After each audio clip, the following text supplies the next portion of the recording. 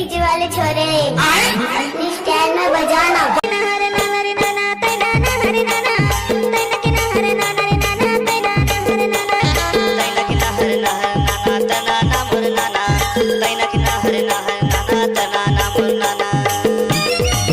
DJ sound बारी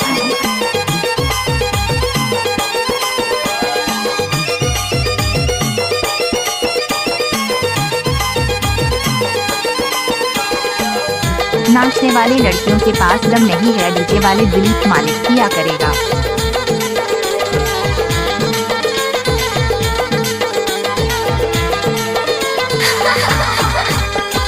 बारी में तो बारी कचरिया पर में बन भेड़ा चल तो नेहा धान पसेड़ा भूल गए बाहेरा।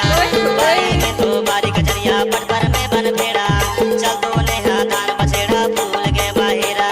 तनक नहर नहर नाना तना नामुर नाना तनक नहर नहर नाना तना नामुर नाना लजाबे झनो